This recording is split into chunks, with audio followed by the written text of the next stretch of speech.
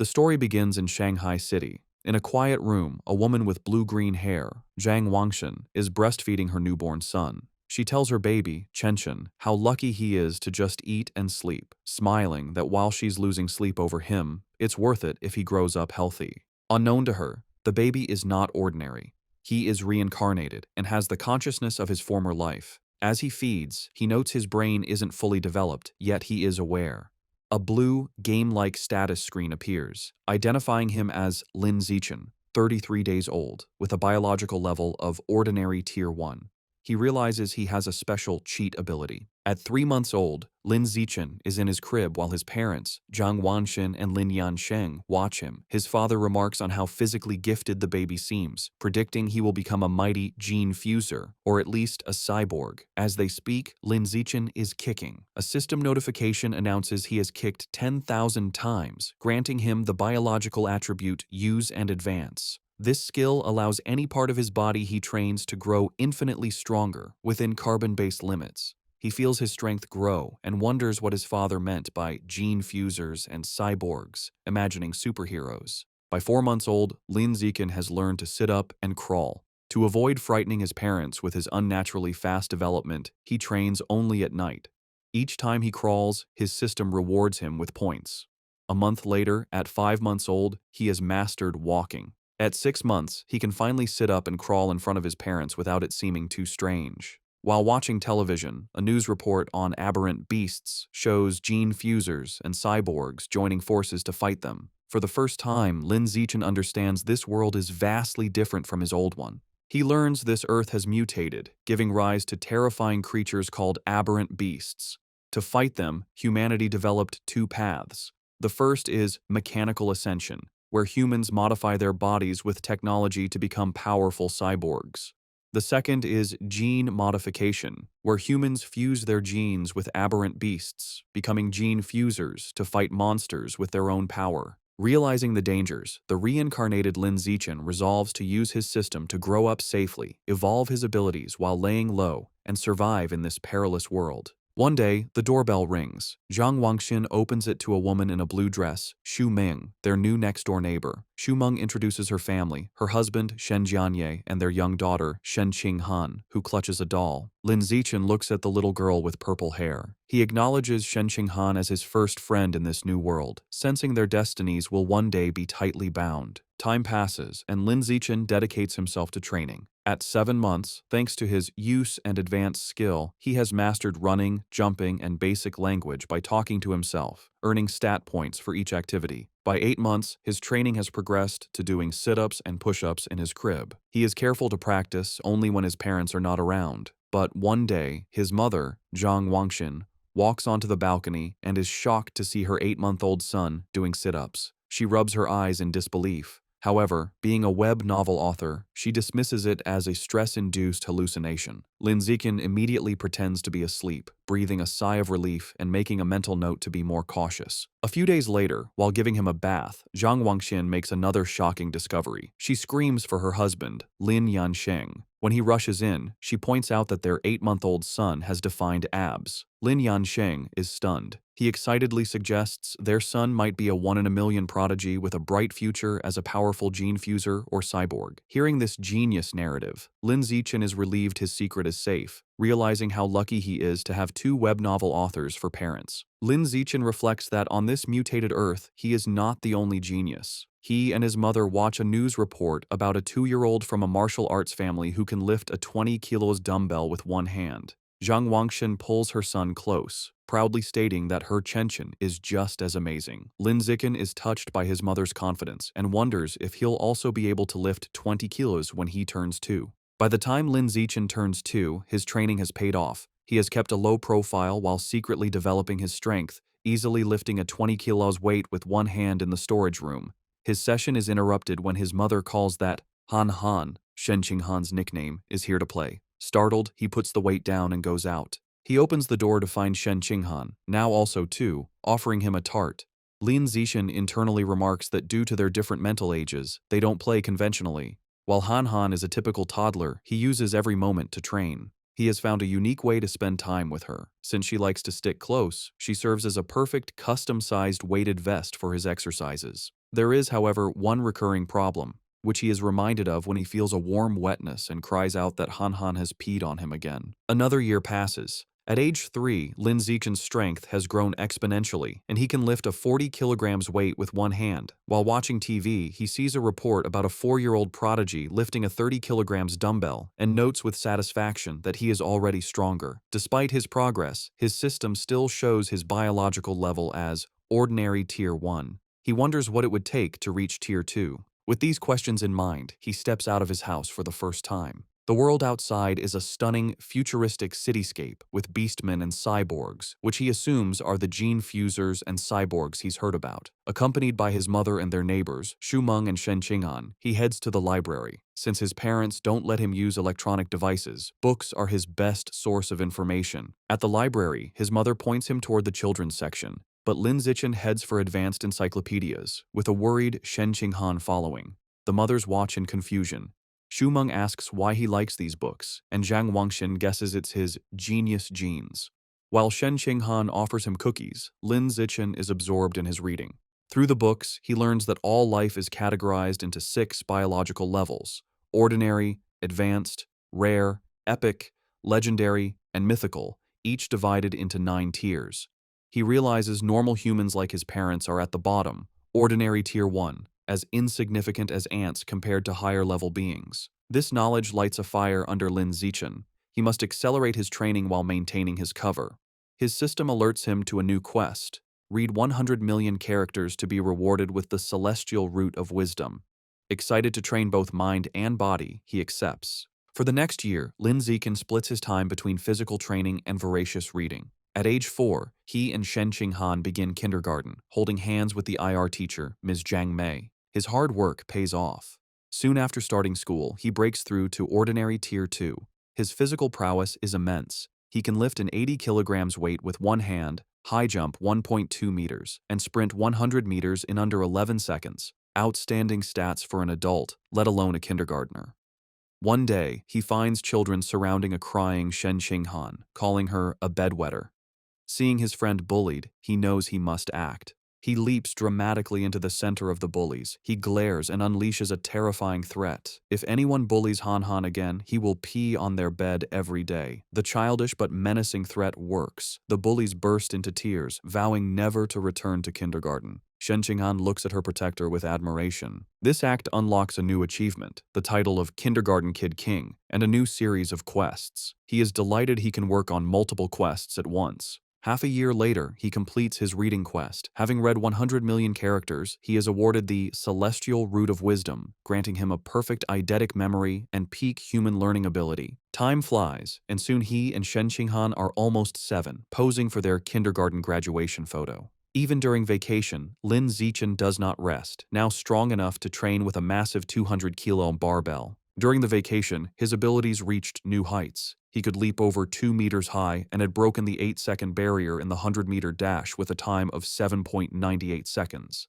His mind was just as sharp. Boosted by his new attribute, he had already finished most of the elementary school curriculum. His new life began at Sunshine Elementary School. Because he was already self-studying advanced subjects, academic competitions were easy. He effortlessly took first place at the National Elementary School Academic Competition just to unlock his title as quickly as possible. Whenever he had free time, he would give Shen Qing'an private tutoring. Though not an exceptional talent, she was diligent. With his help, her grades improved dramatically, and after one semester, she was ranked second in the class, with Lin Zichen holding first place. To speed up his quest, he also participated in school sports meets, breaking every record. Just when he thought his school life would continue in this predictable routine, a special new transfer student appeared. The teacher introduced the newcomer, a girl with long, silvery blue hair named Bai Shui. Lin Zichen immediately knew she was different. As she stood in the doorway, he could sense a faint, unusual aura that did not belong to a normal human. As the new transfer student, Bai Shui, walks to find a seat, the other students watch her curiously. Shen Qing'an leans over to Lin Zichen, whom she calls Xiao Chen, and whispers about how pretty Bai Shui's hair is, like winter snowflakes. However, Lin Zichen is not in the mood to discuss aesthetics. As Bai Shui sits near him, his mind is on the strange, non-human aura he senses from her. He wonders if she could be a gene fuser or the descendant of one. In the following days, Baizue proves to be an enigma. She doesn't speak to anyone and lays her head on her desk the moment class ends, remaining motionless. She barely even gets up for the restroom. At first, students are curious, even taking photos with her while she sleeps. But as her behavior doesn't change, they lose interest, and the classroom returns to its routine. This peace is shattered over a month later. A bizarre phenomenon begins. Bai Shui starts to secrete a viscous, white liquid. The substance has a foul odor and drips down her clothes and legs. The other students react with disgust, complaining about the terrible smell. A mean-spirited boy sneers a crude comment about the liquid and then pours his water bottle over her head, claiming he's washing her out. Humiliated and soaked, Bai Shui clenches her fist on the desk, and tears stream down her face as she begins to cry, her shoulders shaking with silent sobs. The bullies erupt in cruel laughter at her distress. Watching from their desks, Shen Qinghan turns to Lin Zichen with a worried expression, asking if they can help poor Bai Shui. Lin Zichen is confused. He had sensed Bai Shui was dangerous, so he can't understand why she is crying. He agrees to help. As he walks towards the bullies, he reevaluates his assessment. While he still doesn't understand her, he realizes that for now, she isn't a threat. She is just a weak girl being bullied, and he has to step in. Lin Zichen walks up to the main bully and grabs him by the collar, calling out his name, Guan Chun. With a menacing smile, he orders the boy to wipe the water off Bai Shui's desk. Guan Chun is terrified and stammers that he'll wipe it up right away.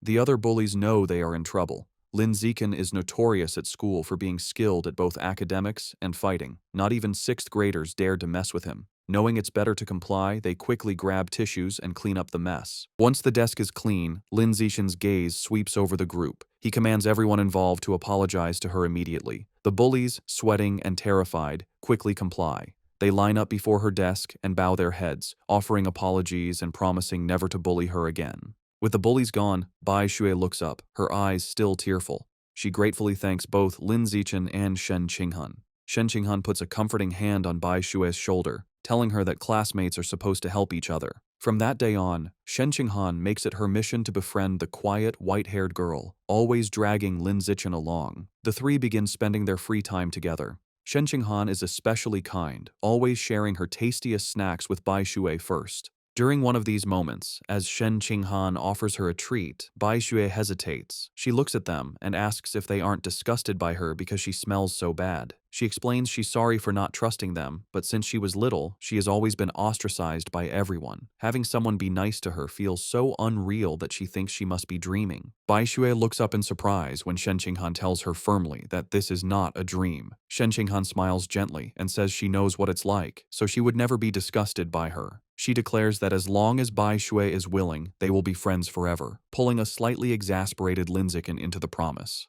Overcome with emotion, Bai Shui tightly hugs Shen Qinghan. Tears of gratitude stream down her face as she thanks them for their kindness. After composing herself, she tells them she wants to give them a gift in return. She holds out a necklace with a pair of beast fangs, explaining it was a birthday present from her mother. She gives it to them, hoping it can be a symbol of their friendship. Shen Qinghan enthusiastically agrees, and the three children stand together in the schoolyard as the sun sets, joyfully declaring they will be friends forever. However, just as their newfound friendship was solidified, the unexpected happened. One day, Shen Qinghan is stunned to learn that Bai Shui has transferred out of the school. Lin Zichen confirms it, revealing that he saw her filling out the withdrawal papers. He flashes back to watching from the principal's office doorway.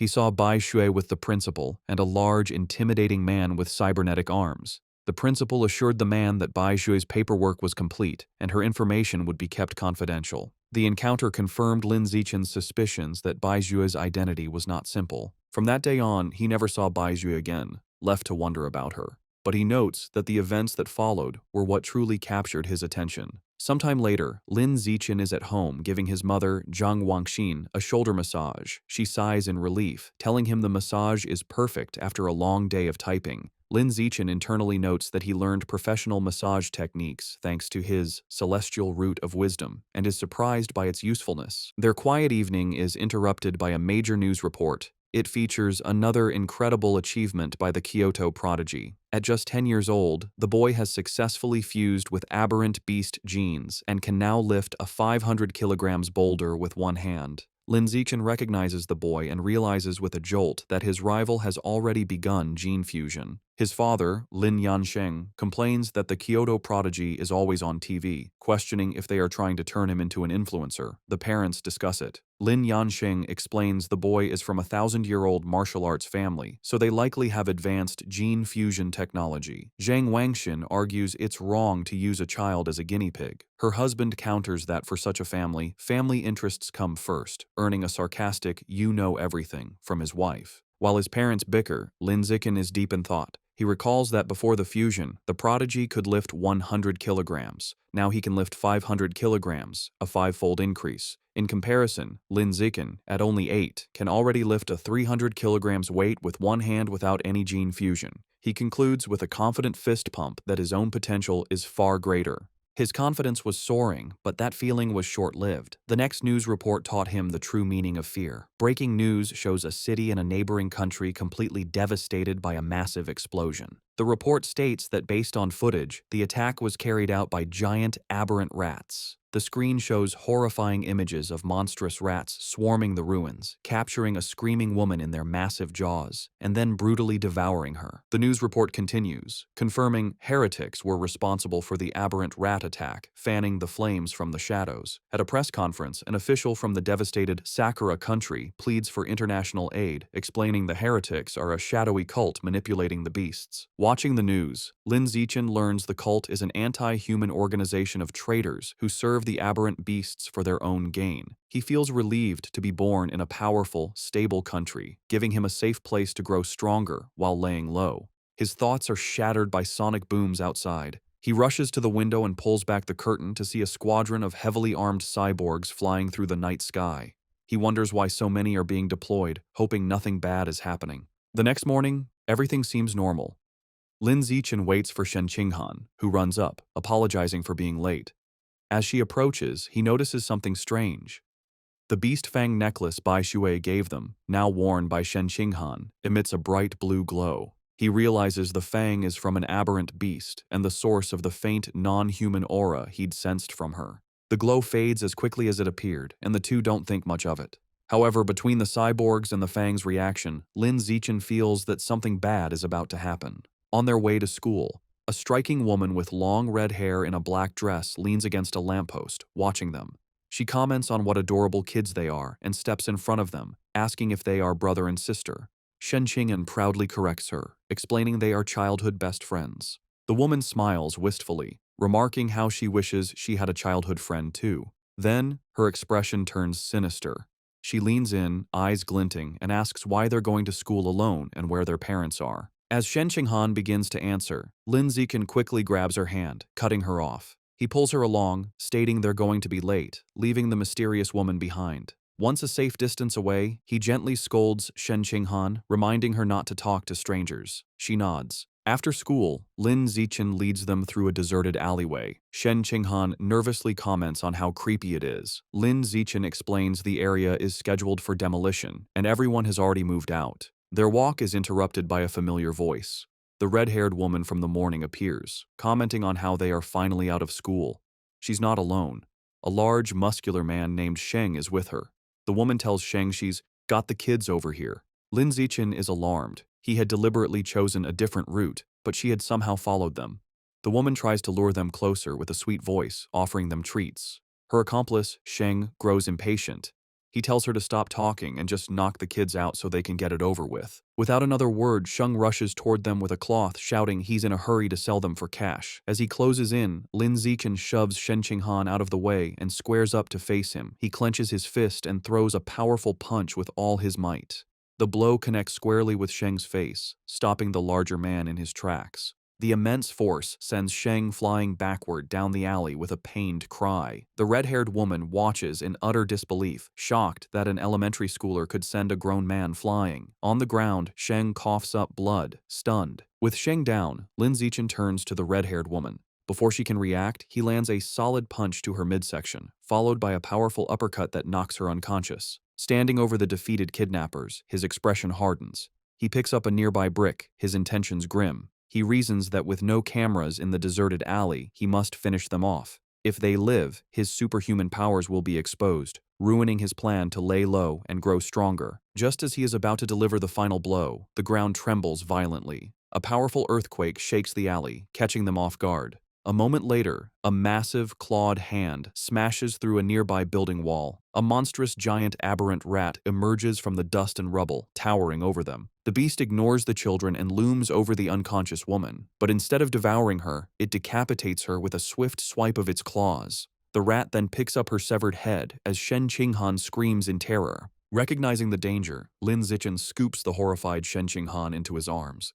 He tells her it's a giant aberrant rat and they have to get to safety.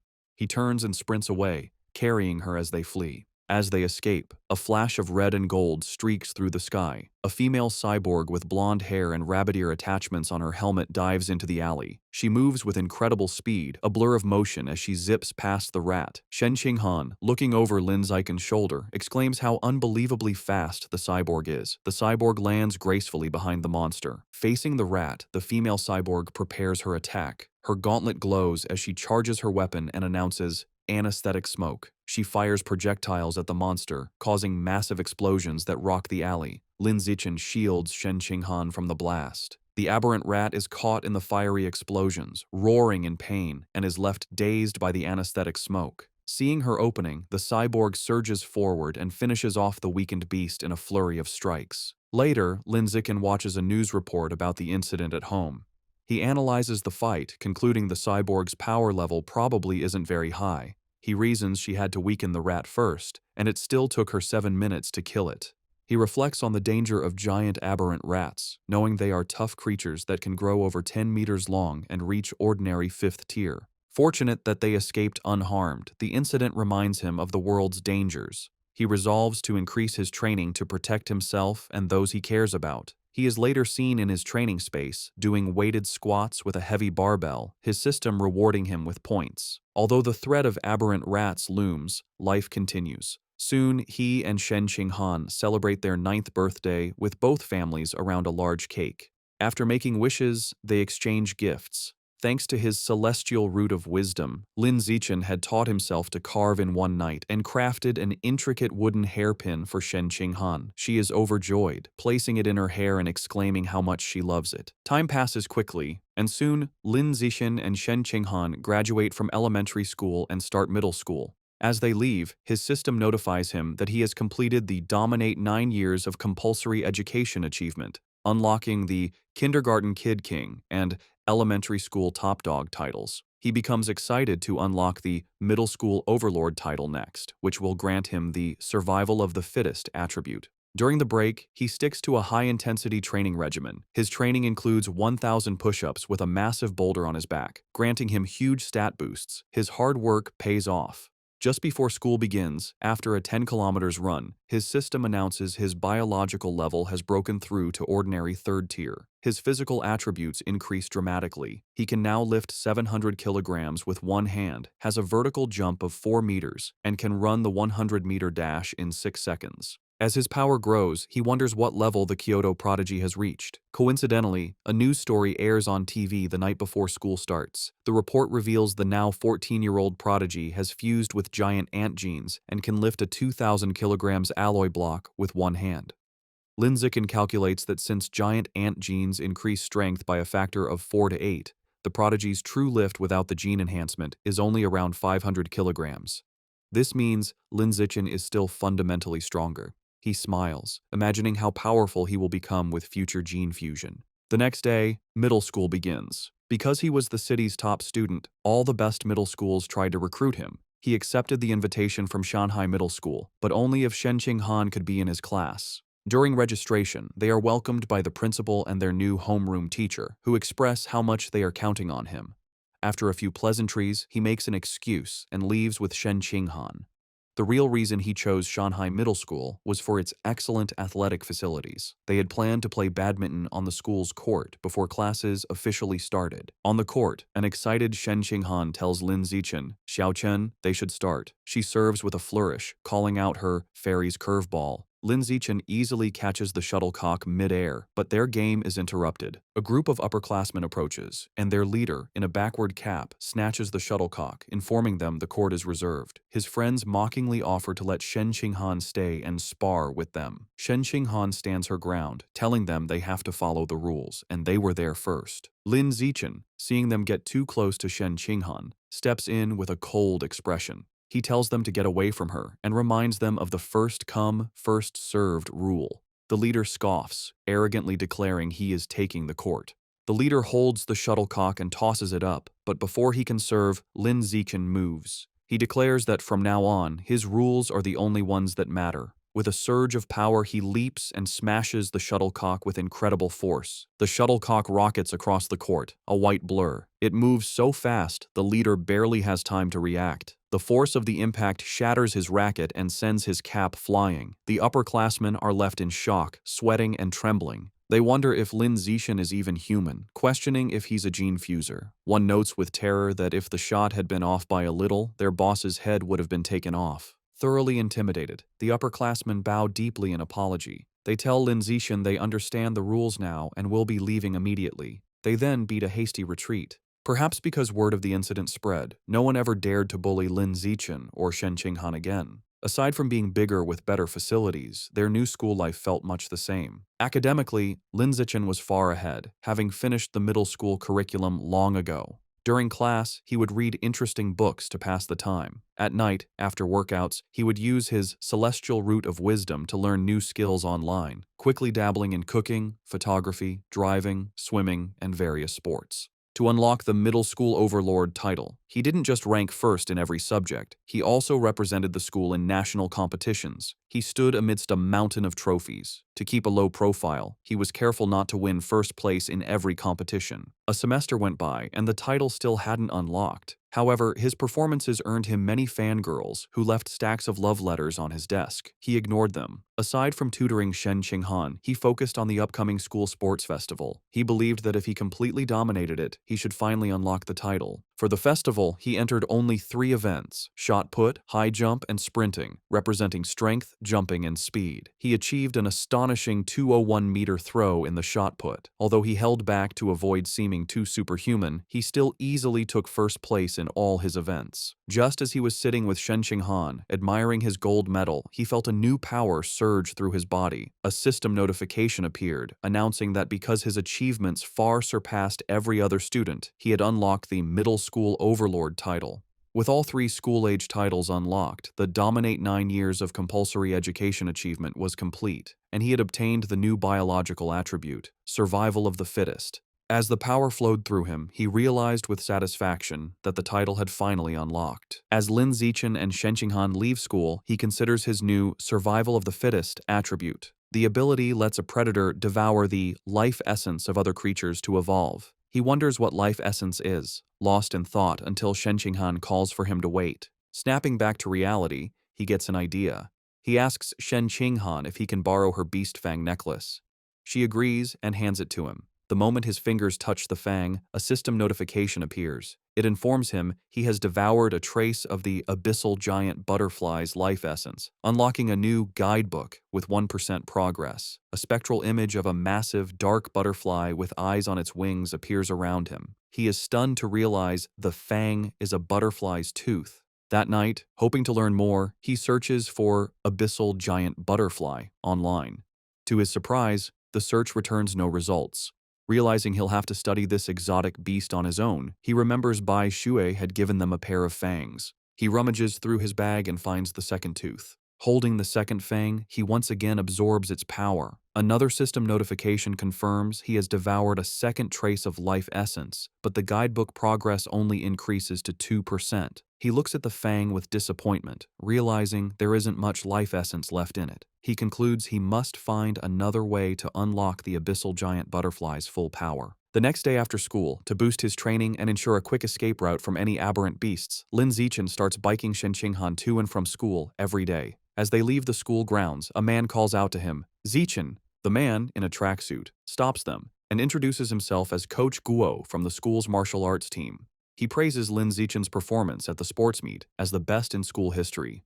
With great enthusiasm, Coach Guo formally invites him to join the team, insisting his athletic talent surpasses his academic abilities. He urges Lin Zichen to say yes, but also offers him time to learn about the team before deciding. Coach Guo speaks so quickly and passionately that Lin Zichen doesn't get a chance to say no. Waving goodbye as they ride off, the coach tells them the martial arts team is in room C of the gym and that he'll be waiting for him if he's free to visit the next day. As the sun sets, Lin Zichen is back in his room, ready to test his new ability. He claps his hands, squashing a cockroach and a mosquito he found. He opens his hands to examine the dead insects, but feels no power surge. He realizes killing such small, ordinary creatures didn't trigger the skill. He deduces that only powerful or exotic beasts carry enough life essence to be devoured for his evolution. To verify his new theory, Lin Zichen decides to visit a supermarket that sells beast meat.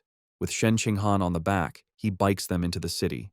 They soon arrive at a large, multi-story supermarket. Inside, they walk through the aisles, and Lin Zichen notes that while there is plenty of beast meat, it's all pre-packaged. He knows he can't test his theory without touching the meat. Just as he's feeling frustrated, he hears a butcher advertising fresh-cut beast meat. He spots a counter with a sign reading, "Fresh beast meat, not pre-packaged, safe to eat," where a butcher is cutting up large sides of meat. Telling a confused Shen Qinghan to wait, he says he's going to check out the meat. He doesn't explain further, eager to confirm his suspicions, and rushes to the counter. He reaches out and places his hand on a slice of freshly cut beast meat. The moment he makes contact, a powerful surge of purple energy flows into him. Just as he thought, the beast meat contains a strong surge of life essence. He clenches his fist in excitement, a wide grin on his face. Shen Qinghan watches, bewildered, wondering why he is so excited just from touching meat. She approaches him with a look of confused concern, asking how the meat feels. Trying to play it cool, Lin Zichen casually tells a bewildered Shen Qinghan that the meat just feels fresher than normal and asks if she wants to touch it too. She frantically waves her hands and refuses, saying he has touched it enough for both of them. Having confirmed his theory, Lin Zichen decides to buy some of the beast meat to try at home, surprising Shen Qinghan. He isn't surprised by her reaction, knowing beast meat is incredibly expensive. Even the cheapest option, the ghost shadow squid, costs nearly 1,000 yen per jin. Deciding to go with the squid, he picks up a package. Shen Qinghan panics at the price, telling him it's too expensive and that he should ask his mother first. Lin Zichen simply smiles and pats her head reassuringly. He tells her not to worry, making up a lie that his mom had already told him to buy plenty for both of their families. A flashback shows his mother, Zhang Wangshan, happily agreeing to cook a feast.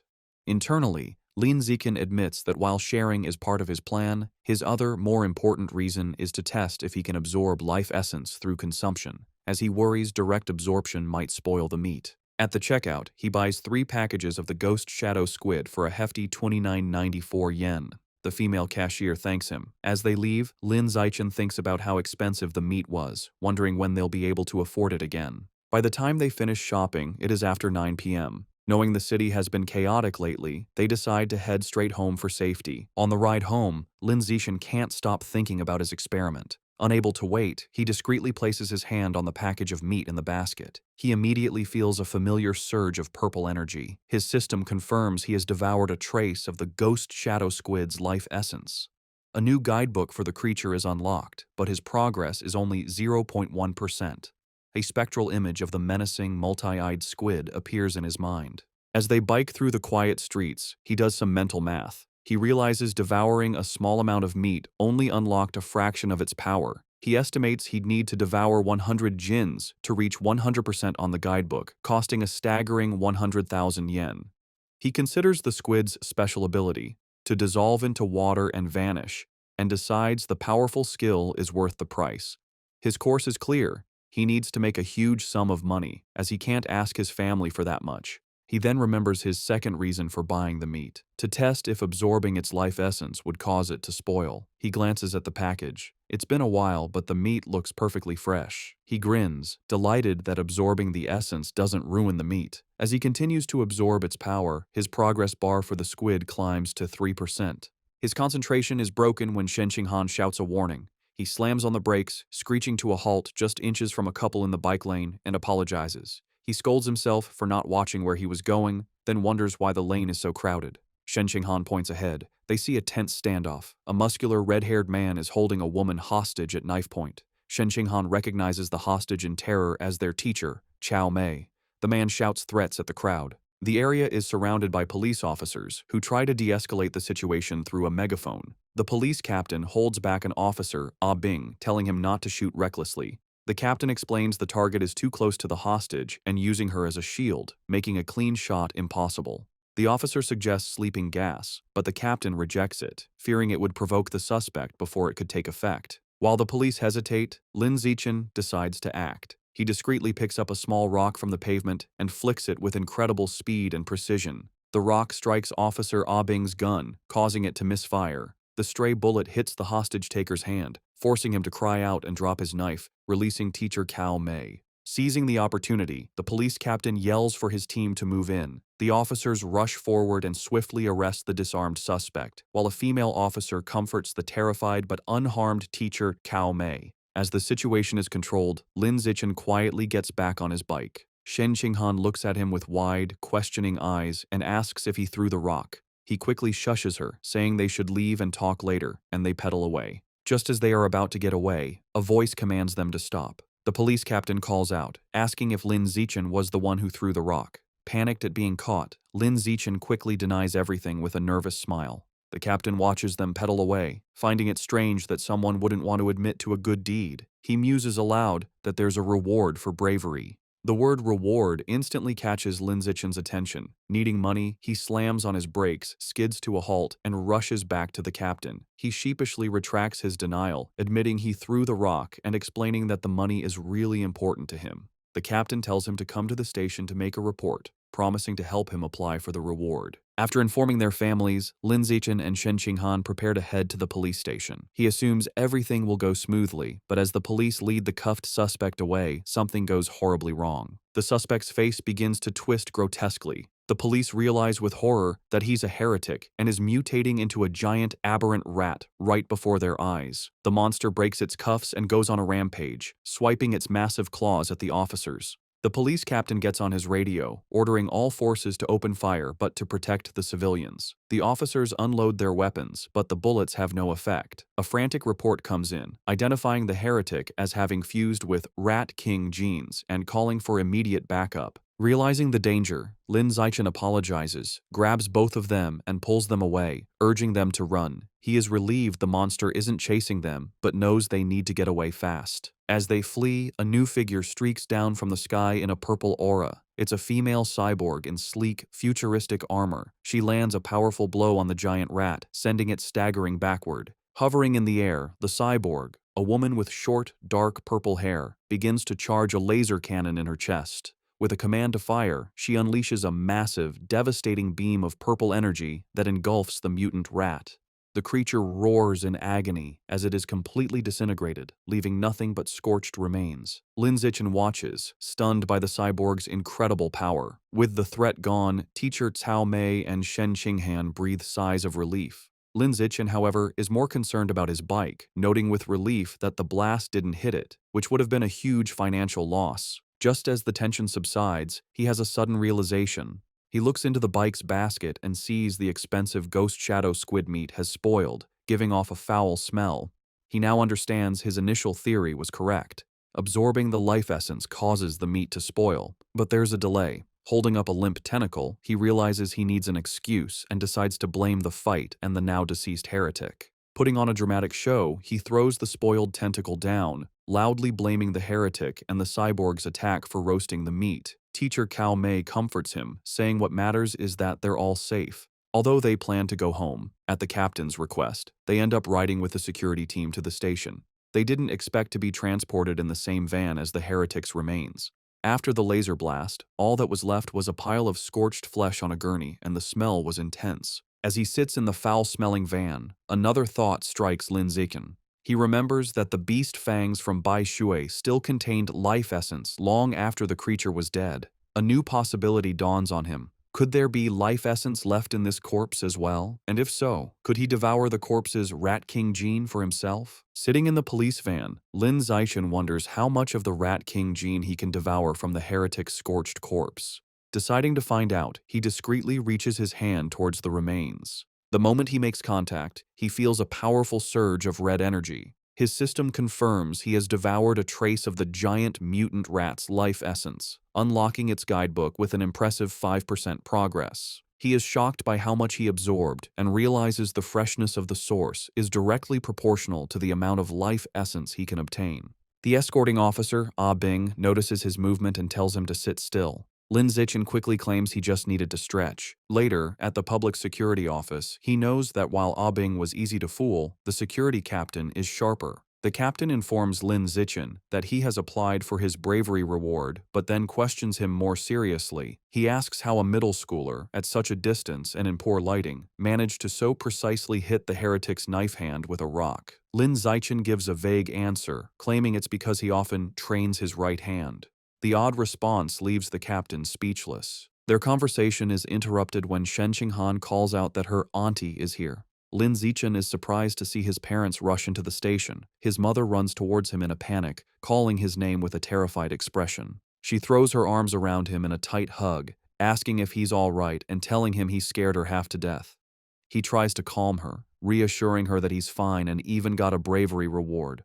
Holding him close, his mother makes him promise that next time there's danger, he will hide somewhere safe first. She tells him with tears in her eyes that all she wants is to see him grow up safe. Lin Zichen is visibly moved by his mother's heartfelt concern. As they leave, Lin Zichen reassures his mother he will always protect himself first. The police captain watches them go, still pondering the boy's strange abilities. On their way out, Lin Zichen passes two female police officers discussing the case. One remarks that perverts are getting more brazen, and her colleague reveals the heretic was a liberal arts student from Guangyuan University, brainwashed by the rat god cult. The first officer curses the cult, but the second points out they need to eliminate the root cause, the self-proclaimed Rat King.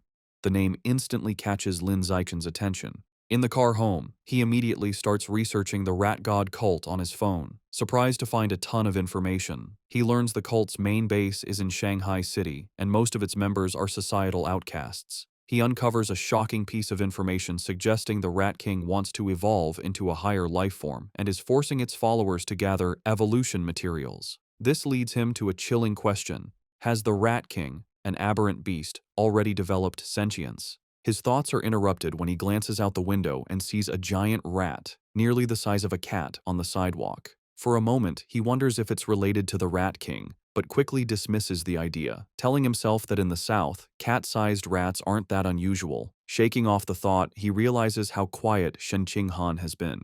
He looks over and sees her squirming uncomfortably, her knees pressed tightly together. He immediately understands. He recalls that ever since she was a child, whenever she gets nervous or startled, she can't control her bladder. While embarrassing for her, Lin Zichen has always felt this peculiar reaction might be linked to some hidden potential within her. When they get home, Lin Zichen's mother, Zhang Wangxin, is shocked that the nearly 3,000 yen worth of beast meat is gone. Lin Zichen quickly thinks of an excuse, sheepishly claiming that during the emergency, he must have dropped it while running away. His mother immediately puts his safety first, telling him to forget the meat and that all that matters is he is unharmed. Lin Zichen breathes an internal sigh of relief, glad he fooled his mother. However, his father, Lin Yansheng, is more stubborn. He announces he is going back to look for the expensive meat, boasting that a fated wage slave like him is tough. Lin Zichen tries to stop him, arguing it's too dangerous and the meat is already spoiled. His father becomes suspicious, asking how he could know it had gone bad. Sweating nervously, Lin Zichen quickly claims it was an obvious guess. Meanwhile, back at the now empty public security office, the police captain is still pondering the night's strange events. As he smokes a cigarette, he can't shake the question of how an ordinary middle schooler could have thrown a rock with such incredible power and precision. Suddenly, he hears a strange noise from the corner. His eyes widen in shock as he sees a massive rat, far larger than any normal rodent, perched on top of the filing cabinets. Before he can react, the giant rat leaps down. The captain instantly draws his pistol and opens fire. The confrontation is swift and violent, ending in a bloody blur. The next day in class, Lin Zichen sighs at his desk. Reflecting on the previous night, he concludes he is still too weak compared to the powerful heretic and the female cyborg. He needs to make money fast to buy more beast meat like the ghost shadow squid to fill his guidebook's progress bar. He considers becoming an influencer or selling study materials, but dismisses the idea as too flashy and against his goal of keeping a low profile. Suddenly, an idea strikes him.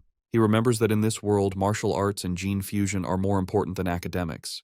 He decides it's time to act. Later, he heads to the gym where the martial arts team practices in Building C. He finds Coach Guo drinking from a thermos and greets him. A surprised Coach Guo asks if he is there to join or just to learn more about the team. Instead of answering, Lin Zichen leans in and discreetly asks if joining the team offers a chance to compete in city tournaments and if the prize money is high. The coach smiles, confirming he would have a chance and that prizes are worth tens of thousands. With his main concern addressed, Lin Zichen shakes the coach's hand and announces he is joining the martial arts team today. Coach Guo happily welcomes him. The coach gathers the team to announce their new member. He introduces Lin Zichen, reminding them of his performance as the sports meet champion. The other team members, Zhang Kai, Huang Tianxing, or Ah Xing, Li Shutong, and Han Yiguo, introduce themselves.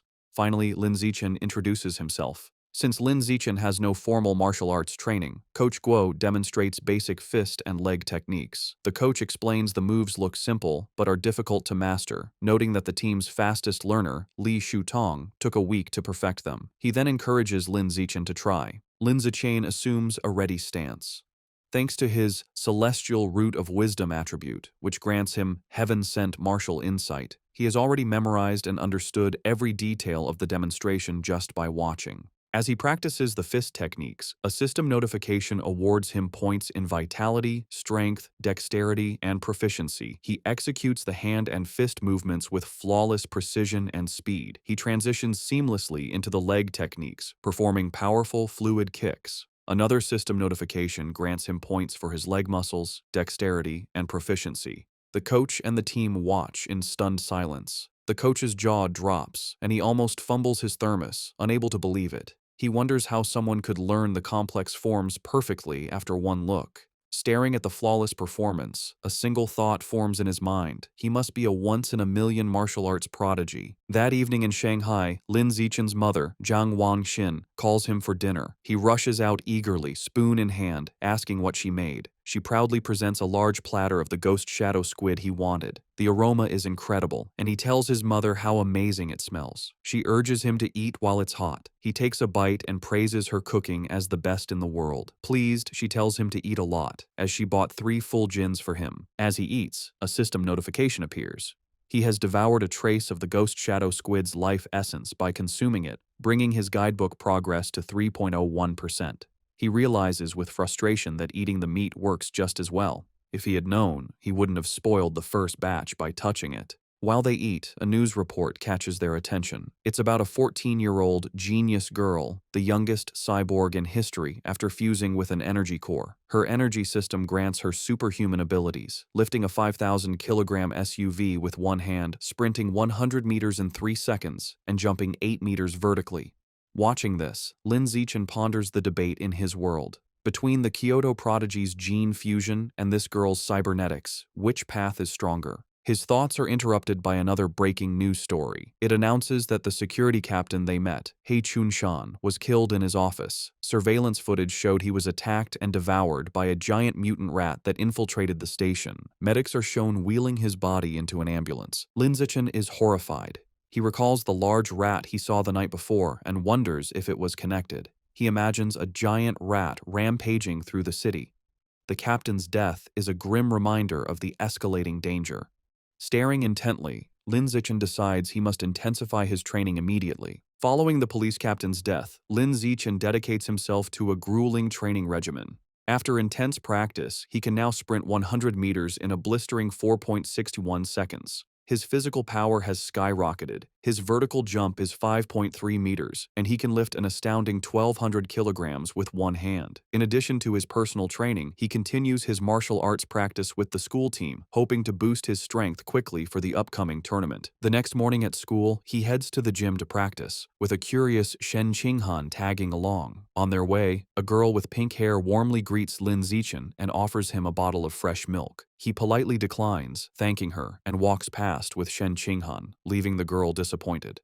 Watching from a distance is his teammate, Zhang Kai. He clenches his fist in anger, resentful that the person who beat him at the sports meet is rejecting a gift from the girl he admires. Unable to contain his frustration, Zhang Kai rushes forward and blocks their path. He confronts Lin Zichen, scolding him for his poor manners and for hurting the girl's feelings. When Lin Zichen calmly explains he is allergic to milk, Zhang Kai refuses to believe him and calls him a liar. Enraged, Zhang Kai points at Lin Zichen and challenges him to a spar. He sets the terms. If he loses, he will never bother Lin Zichen again, but if Lin Zichen loses, he must drink the whole bottle of milk. Just as the challenge is issued, a new system notification appears. A new achievement mission has been triggered. Defeat 1,000 different opponents in formal competition for the survival of the fittest biological trait. A sly grin spreads across Lin Zichen's face. This is the opportunity he has been waiting for. Surrounded by a menacing purple aura, he accepts the challenge, his eyes glinting with anticipation as he agrees to the spar. Word of the duel spreads quickly through the school. Two students excitedly decide to go watch the fight between the popular junior, Lin Zichen, and a senior. By the time they are ready, the gym is packed with onlookers in a large circle around the sparring area. The crowd is clearly on Lin Zichen's side. Many of his female fans cheer him on, telling him to teach his opponent a lesson, including the pink-haired girl from earlier who gets her phone ready. Zhang Kai scoffs, annoyed that everyone assumes he will lose. He internally admits Lin Zichen's talent has grown incredibly over the past month. He sees this duel as his last chance to put the rising genius in his place and show off his own strength. In contrast to his opponent's intensity, Lin Zichen seems unfazed. He casually states that he needs to go home for dinner and asks if they can make the fight quick. Taking this as an insult, Zhang Kai smirks and agrees to grant his wish. Coach Guo steps between them to officiate. He raises his hand to start, reminding them of the rules. However, before the fight begins, Zhang Kai shouts for them to wait. With a condescending grin, he offers Lin Zichen a handicap. He points out that he has trained for nearly 2 years, while Lin Zichen is a novice of only a month. To be fair, he declares he will let Lin Zichen have the first 3 moves. Lin Zichen simply agrees. The moment he agrees, Lin Zichen explodes into motion. He closes the distance in a blur, catching Zhang Kai by surprise. Before his opponent can raise his guard, Lin Zichen unleashes a single devastating punch. The blow connects with brutal force, sending blood flying from Zhang Kai's nose. He is knocked out instantly, collapsing unconscious on the gym floor. The entire gym is stunned into silence. Coach Guo's jaw drops as he stares in disbelief, shouting that the fight was over in one punch. The rest of the martial arts team and the crowd are equally shocked, calling the outcome ridiculous, unable to process that the duel was over in a single second. The silence is broken by a roar of celebration. Shen Qinghan throws her fist in the air, ecstatically cheering for Lin Zichen's victory. The other girls, including the one with pink hair, join in, shouting about how amazing he was. Standing over his defeated opponent, Lin Zichen receives a system notification. It informs him that by defeating a rival and winning the affection of the opposite sex, he has obtained priority mating rights. More importantly, his new mission progress is now 1,000. He reflects that he has a long way to go to unlock the natural selection attribute. To speed up his progress, he turns to the remaining, terrified members of the martial arts team. With a friendly but unsettling smile, he suggests they should all spar as well. The team members stare back, their faces pale with horror. Immediately, they all start making pathetic excuses. One has cram school, another's mother is waiting for dinner, while others pretend to feel sick. Before they can flee, Zhang Kai struggles to his knees. He refuses to accept his loss, furiously accusing Lin Zichen of a sneak attack and vowing to crush him in a rematch. Coach Guo steps in, telling Zhang Kai to accept his loss like a man. The coach then wonders aloud if the punch was just a lucky shot, deciding to test the theory on another team member named Xiao Lizi. Hearing his name, a spiky-haired boy freezes in terror. Though he assumes a fighting stance, he is clearly terrified, begging Lin Zichen for mercy and not to hit his face. 10 minutes later, the results are clear. Several martial arts team members are lying unconscious on the gym floor. Lin Zichen stands over them, noting he made sure not to go too hard on them and just exchanged a few blows. However, when he checks his system again, he is disappointed. Aside from the initial victory, none of the other spars counted toward his achievement. The rival count remains at 1,000. He realizes friendly sparring isn't enough. He has to defeat rivals in an official competition.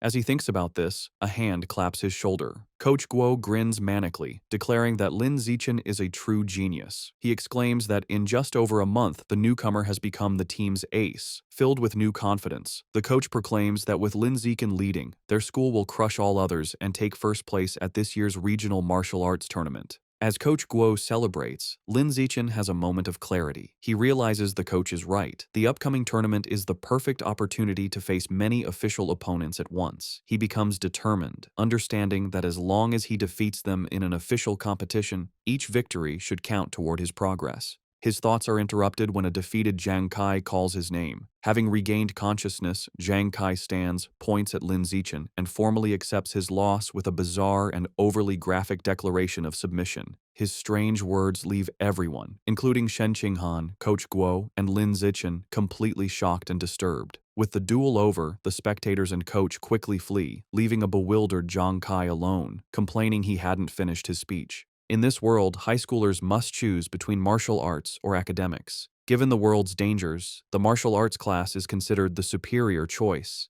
Determined not to be left behind, Shen Qinghan decides to join the martial arts class and begins training rigorously with Lin Zichen. Their daily routine is intense. They start with a 3,000-meter run, followed by an hour of hand-to-hand combat practice. After that, they do sit-ups and push-ups to build strength. To conclude each session, Lin Zichen gives Shen Qinghan a massage to relieve her muscle tension. Of course, Lin Zichen doesn't slack on his own training. He pushes himself to the limit daily, driven by the goal of winning the tournament and unlocking the natural selection attribute as quickly as possible. 1 month later, all their hard work is about to be tested.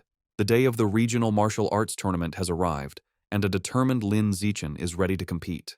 The tournament is at the massive city gymnasium, with a huge crowd around a central fighting ring. In the waiting area, the mood is tense. Coach Guo nervously reviews the roster, complaining that their school, Shanghai High, drew a match against the strongest team, Shanghai No. 1 High. Another team member adds to the anxiety, mentioning their opponents have a fighter who can run the 100-meter dash in under 9 seconds, leaving them feeling outmatched. Sensing the team's low morale, Lin Zichen calmly raises his hand and volunteers to fight first. Though still worried, Coach Guo agrees to let his ace take the stage. As Lin Zichen walks into the arena, Shen Qinghan cheers him on from the sidelines, while Coach Guo shouts encouragement through a megaphone. Lin Zichen readies himself for the fight. His opponent, a much larger and more muscular student from Shanghai No. 1 High, steps forward. He acknowledges Lin Zichen's talent for making it to the tournament as a first year. However, his tone quickly turns mocking. He sneers that the stage isn't meant for a shorty who hasn't even hit 1.7 meters. Flexing his bicep, he promises to show Lin Zichen what a true gap in size and power feels like.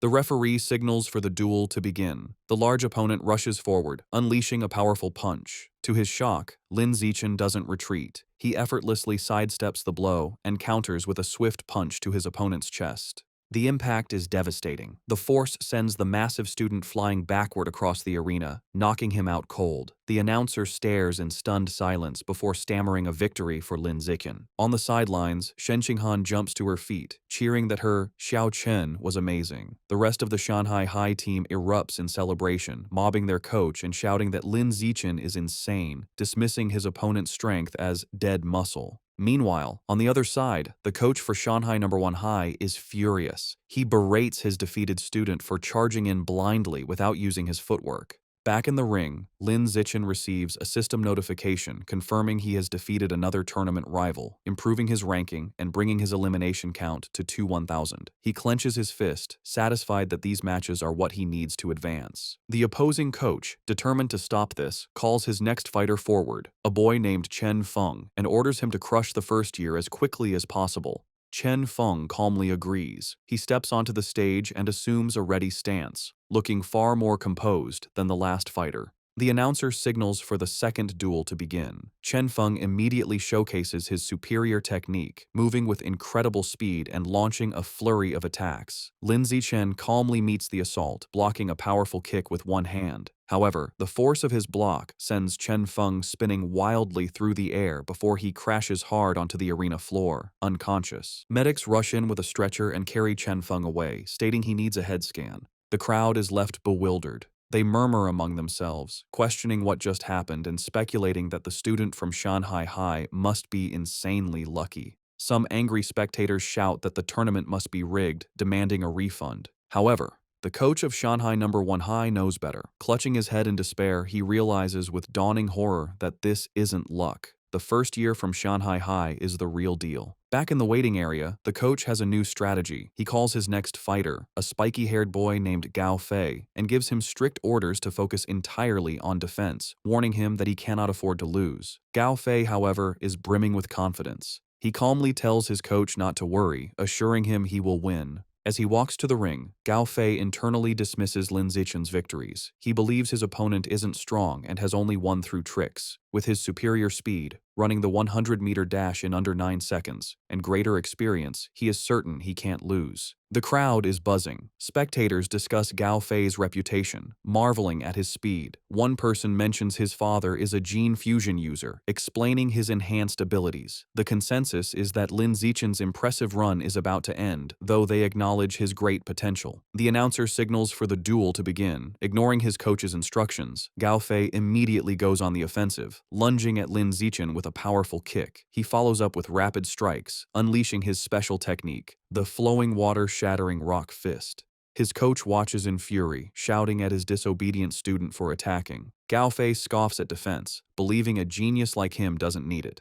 Meanwhile, Lin Zichen, easily evading the blows, finds the technique interesting and decides to learn it on the spot.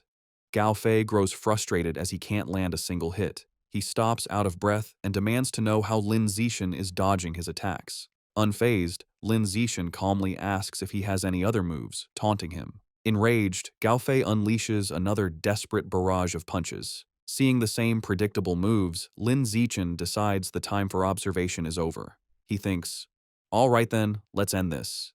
He effortlessly dodges the final punch and counters with a single powerful kick to Gao Fei's midsection, ending the match instantly. The crowd is once again left in stunned, speechless silence. The silence is shattered by thunderous cheers from the Shanghai High supporters. Coach Guo and Shen Qinghan are ecstatic, shouting that their Xiao Chen is a beast and celebrating his third consecutive victory. The rest of the tournament proceeds just as easily. The next few opponents are even weaker. He effortlessly defeats each one, and soon he has single-handedly wiped out all 5 fighters from the opposing team. Over the next 2 days, the story is much the same. He continues his dominant performance, taking down 2 more schools by himself. Thanks to his incredible display, he successfully leads Shanghai High to win the championship. He and his team proudly pose with their medals and trophy. However, as he checks his system, his rival count is only 16,000. He realizes with disappointment that at this rate, it will take years to unlock the natural selection attribute. Despite his slow quest progress, there is a silver lining. He didn't expect Coach Guo to be so generous, but he gets the bulk of the tournament prize money, a full 20,000 yuan. Combining this with prize money from academic competitions, he now has around 30,000 yuan. That money doesn't last long. He immediately spends it all at the supermarket on a massive supply of ghost shadow squid meat. For the next several weeks, he devours the expensive meat at every meal. After consuming 30 jin, his codex unlock progress for the ghost shadow squid reaches 33%. His intensive training and consumption of beast meat pay off. By his second year of middle school, he breaks through to the next level, advancing from ordinary Tier 3 to Tier 4. His physical abilities reach new heights. He can now effortlessly lift 1890 kilograms with one hand, jump 5.65 meters vertically, and sprint 100 meters in just 4.49 seconds. Time flies, and soon he and Shen Qinghan graduate from Shanghai's middle school division. However, when the high school entrance exam results are released, their paths seem destined to diverge. A heartbroken Shen Qinghan sits in her room, crying. She asks Lin Zichen why, after all her hard work, they can't go to the same high school anymore. He explains that while he ranked first in both liberal arts and martial arts, and her academic scores were excellent, her martial arts score wasn't high enough for the elite class at Shanghai High. As he comforts the crying Shen Qinghan, she asks what will happen now. He tells her the principal of Shanghai High is coming to his house, likely to recruit him, and asks if she will come. Feeling hopeless, she tearfully replies that it has nothing to do with her, as the principal is obviously only coming for him. Taking her hand, Lin Zichen pulls her up and leads her out of the room. He tells her not to worry. He has a plan. He reveals his one condition for staying at Shanghai High. Shen Qinghan has to be his desk mate. As promised, the principal of Shanghai High visits Lin Zichen's home. She, his mother, and Shen Qing'an discuss his future for several hours, with the principal expressing how much she wants him to stay at her school. As the meeting concludes, the principal stands to leave. As a final offer, she tells Lin Zichen that if he agrees to stay, she will grant any request he has. Taking the opportunity, Lin Zichen states his one condition. Shen Qinghan must be allowed to continue in the same class with him. The principal looks at the nervous Shen Qinghan and confirms her name. Without hesitation, she agrees. With a smile, she tells them both to report to Shanghai High together for the new school year. Overjoyed, Lin Zichen and Shen Qinghan thank her. With their high school future secured, Lin Zichen participates in his final junior high martial arts tournament. As expected, his overwhelming power easily leads his team to another championship. He decides to use the prize money to finally unlock the Ghost Shadow Squid Codex. He was only 20% away, and the new prize money was enough to max out the progress bar. Unsure what might happen, he travels to a secluded forest outside Shanghai for safety. Deciding not to waste time, he begins devouring the life essence from the last of the squid meat. A powerful blue energy surrounds him as a system notification confirms he is absorbing a large amount of essence. His eyes widen as he feels a final surge of power, and the Codex progress bar hits 100%. A new notification announces he has unlocked the Ghost Shadow Squid Codex and obtained a new biological attribute, Blessing of Liquid Affinity.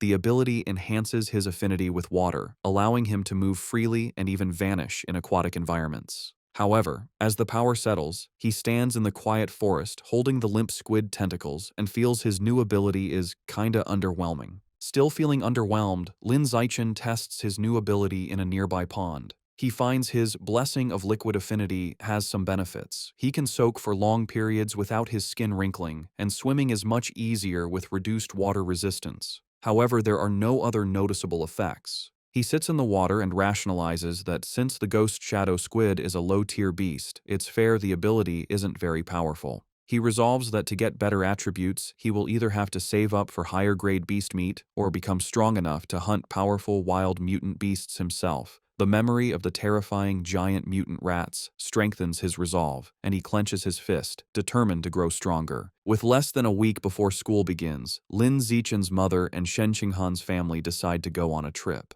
To better study his new liquid affinity, Lin Zichen suggests they go to the beach. As they stand in the ocean, Shen Qinghan shivers and complains the seawater is cold. Lin Zichen, however, feels perfectly at home. He tells her to ease into it and then dives into the water, swimming with incredible speed. As he moves, his system rewards him with stat points for swimming and diving. From the shore, a nervous Shen Qinghan calls out, asking him to teach her how to swim. Lin Zichen pops his head out of the water, suddenly remembering his childhood friend doesn't know how yet. He begins patiently teaching her the basics. Given her average athletic talent, he assumes she will struggle. However, Shen Qing'an proves him wrong. She excitedly exclaims that swimming is surprisingly easy and that she learned it right away, diving effortlessly. She swims gracefully and surfaces with a look of shock, surprised she can dive without any instruction. Lin Zichen watches in shock as a strange blue aura of water seems to emanate from her. After she surfaces, she excitedly tells him how amazing it feels. She notes that while opening one's eyes underwater usually stings, she feels no discomfort. In fact, she finds it cool and pleasant. Her words leave Lin Zichen deep in thought. He watches her swim away, finding the situation unusual. He reasons that even with a natural talent for water, there's no way she could have mastered all the skills so instantly. Her rapid learning is simply not normal. Suddenly, a realization dawns on him. He recalls her lifelong problem with bedwetting when nervous. He wonders if this weakness is actually a sign of a powerful, innate water affinity she was born with. The idea excites him. He becomes convinced she might possess some kind of special cultivation body, like a character from his parents' Xianxia novels. To test his theory, they continue diving. Her performance shocks him even more as they explore the underwater world. He notes they have been holding their breath for over 10 minutes, an incredible feat for a beginner like Shen Qinghan. As they swim, Shen Qinghan's expression suddenly changes. A strange, swirling sound begins to vibrate through the water around her. Both look up, trying to find the source. They surface abruptly, and Shen Qinghan cries out as the glowing blue water swirls around her. Later that night, as they walk along the beach, Lin Zichen asks what happened. Shivering, she explains that underwater, she kept hearing strange and creepy sounds right by her ear. He comforts her and asks what kind of sounds. She tells him she couldn't understand the language, but it was a female voice that echoed non-stop until she surfaced. To help a frightened Shen Qinghan calm down, Lin Zichen brings her back to their hotel room. Later, he searches online for information about the strange female voice, but finds no results. Unsettled and unable to sleep, he uses his restless energy to train. As he performs 1,000 weighted sit-ups, he feels a sudden surge of power. A system notification announces his hard work has paid off. He has advanced to ordinary Tier 5. Surprised but pleased, he considers his new strength. He realizes that at Tier 5, he is powerful enough to rival a fully grown giant mutant rat. A determined glint appears in his eyes as he clenches his fist, confident that tearing the beasts apart with his bare hands is no longer impossible. Eager to test his new limits, he goes to the empty beach at night. The stat boost is immense. His 100-meter dash time has dropped to a mere 3.64 seconds, and his vertical jump has increased to an incredible 6.98 meters.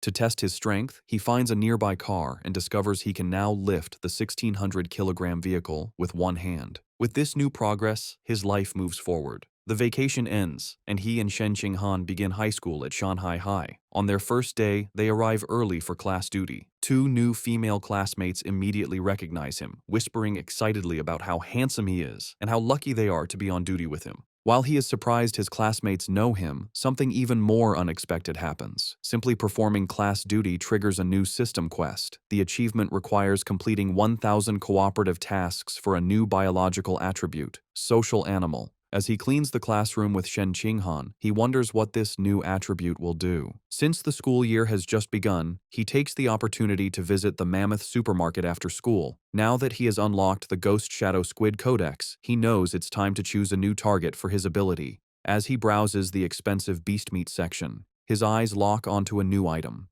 In one of the refrigerated cases is the packaged head of a savage giant eagle, priced at 1998 yuan per jin. An eager grin spreads across his face as he picks up the package, making his decision. This will be his next target. The savage giant eagle is a higher-tier aberrant beast than the ghost shadow squid. It has incredibly powerful vision, 30 times stronger than a normal human's, making it a formidable hunter that can precisely capture even the fastest prey. Back in his room, Lin Zichen examines the eagle meat. He concludes that unlocking its guidebook is a worthy goal, as its enhanced vision would provide a massive combat advantage. He also notes its price of 1,998 yuan per jin makes it one of the more affordable options. He places his hand on the meat, and a blue energy surrounds him as his system confirms he has devoured a trace of the savage giant eagle's life essence, unlocking 1% of its guidebook. After some calculations, he realizes that since 1 jin of meat provides only 1% progress, he will need to spend over 200,000 yuan to fully unlock the guidebook. He understands that high school tournament prize money is much higher than in middle school. With renewed determination, he decides he must work harder in competitions to earn the money to unlock the Savage Giant Eagle's codex before his second year. With the end of summer vacation, Lin Zichen's high school life at Shanghai High begins. On the first day, the teachers introduce themselves: the martial arts and homeroom teacher, the mechanical modification teacher, the gene fusion teacher, and the wilderness survival teacher. After their introductions, they ask the students to introduce themselves. Several students go first. A girl with long purple hair, Chu Yutong, says her specialty is in the arts. She is followed by an energetic pink-haired girl, Zhong Yijia, who shares her love for anime, cosplay, and sports. Next, a boy named Peng Huoguang says he likes to play video games at home. Soon, it is Shen Qinghan's turn. Being the center of attention makes her extremely nervous. With a blushing face, she manages to say her name is Shen Qinghan, that she enjoys drawing, and asks everyone for their future guidance. Finally, it is Lin Zichen's turn. His introduction is the shortest and most direct. He simply stands and states his name, asking for everyone's support. After introductions, time passes quickly. A new female classmate with brown hair approaches Shen Qinghan, who looks surprised. The girl asks Shen Qinghan for her entrance exam score. Shen Qinghan nervously replies that she scored 709 points, and then asks the new girl, Chu Rui, for her score. Chu Rui is impressed, exclaiming that Shen Qinghan's score is more than 10 points higher than her own 698. Chu Rui then asks about the physical fitness portion, admitting she only scored 95 out of 100. This question makes Shen Qinghan extremely uncomfortable. She stammers that her score wasn't as good, internally panicking because her score of 79 was so low she almost didn't make it into the elite class and feels too embarrassed to say it out loud. Not getting the hint, the persistent Chu Rui continues to guess if Shen Qing'an scored 94 or 93. Shen Qing'an, looking down in shame, quietly tells her it was even lower. Chu Rui continues guessing scores in the low 90s, making Shen Qing'an even more flustered. Suddenly, a hand slams down on the desk between them, startling Chu Rui. It's Lin Zichen. He smoothly leans in and asks the flustered girl if he can add her on WeChat. Surprised and thrilled that a handsome boy is giving her attention, she eagerly agrees. From her seat, Shen Qing'an breathes a sigh of relief, grateful that Lin Zichen saved her from the awkward conversation. Lin Zichen then turns to another male classmate, Hey Yu, and also asks to exchange contact information. After adding them, he creates a 4-person group chat. A system notification immediately confirms he has successfully created a group, completing another cooperative task. His progress for the social animal achievement is now at 2 out of 1,000. He reflects that this quest is surprisingly easy. After creating the group chat, the 4 new friends start to get to know each other. He Yu reveals he is from the neighboring Nanyuan city and comes from a prestigious martial arts family that runs a dojo. He even proudly mentions placing 8th in the Nanyuan City Youth Martial Arts competition. Chu Rui shares that her family owns a chain of clothing stores, making her wealthy. After Lin Zichen and Shen Qinghan also share their backgrounds, the 4 quickly become a close-knit group. Just as they are getting comfortable, He Yu asks the others to guess who the strongest student in their class is. Chu Rui immediately points to Lin Zichen, guessing it must be him since he was the top scorer on the entrance exam for their entire district. This shocks He Yu, who had no idea his new friend was so accomplished. However, Lin Zichen humbly suggests that being the top scorer doesn't necessarily make someone the strongest. He reveals a surprising fact. The principal had spent a lot of money to recruit 2 exceptionally powerful students from Nanyuan City for their class. He Yu then points out the 2 students. The first is a boy with blonde hair, Wang Shuojie, the 3rd-ranked student in Nanyuan City, who can run the 100-meter dash in 7.98 seconds. The second is a large, muscular boy, Lu Gang, who has immense natural strength and can easily lift a 300-kilogram barbell with one hand. Shen Xinghan and Chu Rui are both visibly impressed and intimidated. Lin Zichen, on the other hand, remains completely calm. Internally, he scoffs at their achievements, knowing he had surpassed those numbers back in elementary school. Soon, the bell rings again, and the next class is for distributing textbooks. There are 4 main subjects for the semester: martial arts, gene fusion, mechanical modification, and wilderness survival. Since Lin Zichen had already self-studied all the material, he decides to use the free time to find a secluded spot to train. As he trains, his thoughts turn to the larger threats. He remembers the dangerous rat god cult is still active. The police have only captured some lower-level heretics, but the powerful Rat King, their leader, remains at large. This grim reality fuels his determination. He clenches his fist, resolving to increase his power as quickly as possible and reach at least Tier 6, a level he believes will be strong enough to confront even the Rat King. The first practical class is Wilderness Survival. The teacher, Xu Chungbei, gathers the students in a wooded area and asks if any know how to make a fire by drilling wood. He Yu mutters, "It's a useless skill." To everyone's surprise, both Wang Shuojie and Lu Gang step forward and successfully start fires using the primitive method. The teacher is impressed and asks how they learned. Lu Gang explains he learned at a summer camp, while Wang Shuojie says he taught himself by watching videos online. After they are done, Lin Zichen easily teaches the same technique to his own small group, and they quickly master it. Later, in martial arts class, the teacher, Yao Yuanfeng, announces he will teach them a special breathing and cultivation technique. Once again, Wang Shuojie and Lu Gang loudly declare they have already learned it, showing off for the class. Though their demonstration is a bit clumsy, they manage. Lin Zichen, who already knows these skills, decides to maintain his low profile. In this way, over a month passes uneventfully. One day in mechanical modification class, the teacher, Kai Yuanfei, announces a test to check their progress. To motivate them, he reveals cash prizes for the top 3, 888 yuan for first, 666 for second, and 333 for third. Lin Zichen's eyes light up when he hears about the prize money, realizing the first-place reward is almost enough to buy half a jin of the expensive savage giant eagle meat. With everyone motivated, the class begins the exam. Coincidentally, the gene fusion teacher, Liu Duren, has the same idea and also springs a surprise exam with the same prize structure.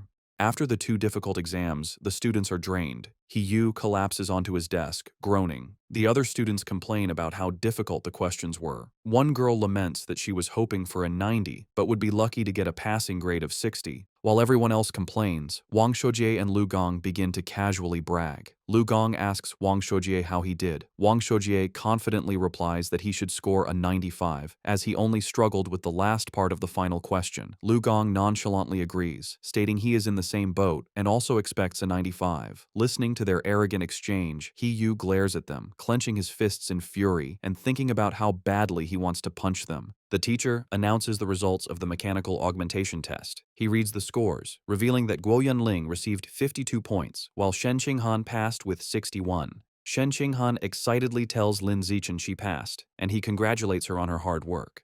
The teacher continues, announcing He Yu scored an impressive 88 points. His friends praise him, and he humbly replies he was just lucky, promising to treat them to a meal with his third-place prize of 333 yuan. Next, the teacher confirms Lu Gang and Wang Shuojie both scored 95 just as they predicted, complimenting them for being only one question away from a perfect score. Wang Shuojie confidently claims that with 10 more minutes, he could have solved the final problem, and Lu Gang agrees. Listening to them brag, He Yu is frustrated, but comforts himself with the thought that third place is still his. However, the teacher then reveals a shocking result. Despite the test's difficulty, one student achieved a perfect score, Lin Zichen, with 100 points. Wang Shuojie and Lu Gong are stunned, shouting the result is absurd. The rest of the class erupts in cheers. Even a defeated He Yu joins in, recognizing Lin Zichen is on another level. Shen Qinghan and Chu Rui celebrate his victory as the glory of Shanghai. Ignoring the praise, Lin Zichen's focus is on the prize. He raises his hand and asks Teacher Kai when the 888 yuan prize for first place will be distributed.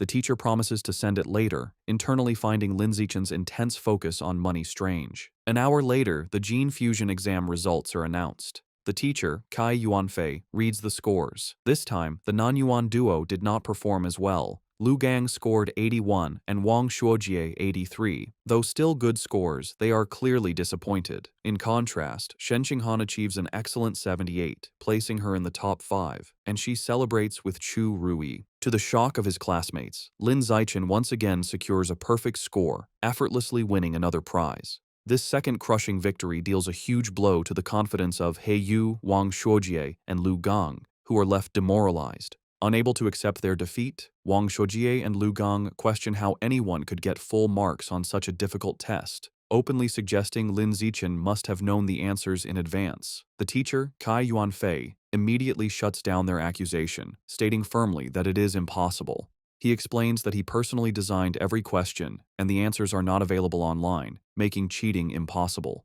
The two are left speechless. Their classmates are not so kind. He Yu and Chu Rui laugh, mocking Wang Shuojie and Lu Gang for being sore losers. He Yu calls them a disgrace to Nanyuan City, and Chu Rui adds that uncultured, ugly people always cause the most trouble. After lunch, the practical exam for wilderness survival begins.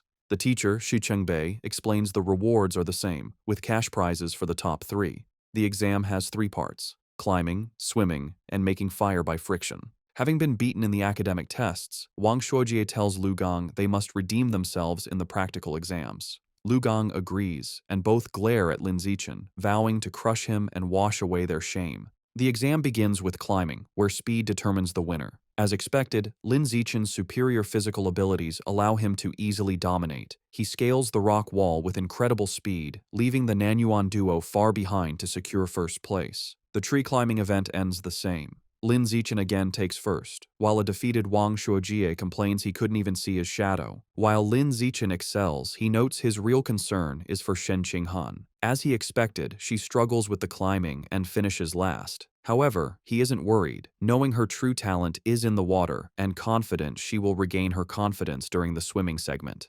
Next is the fire-starting segment. With his eyes on the prize money, Lin Zichen knows he must continue to crush the Nanyuan duo. He starts the task with intense focus and speed, successfully creating a fire in just 58 seconds. Wang Shuojie and Lu Gang watch in utter disbelief, wondering how he can be so fast at everything, bewildered by his insane hand speed. The final part of the wilderness survival exam was swimming. This time it was Shen Qinghan's turn to shine. Tapping into her natural affinity for water, she swam with incredible speed, easily crushing the Nanyuan duo and delivering another heavy blow to their shattered confidence. Wang Shuojie was left in disbelief, unable to understand how Shen Qinghan could suddenly exhibit such explosive power in the water, concluding he must be hallucinating. After the exam, a defeated Wang Shuojie and Lu Gang were completely silent for a long time. However, their silence only lasted through lunch. In the afternoon, the final exam for martial arts began. The teacher, Yao Yuanfeng, announced it was time to test their progress with a sparring competition. The top 3 would receive prizes, motivating the class. For Wang Shuojie and Lu Gang, this reignited their hope.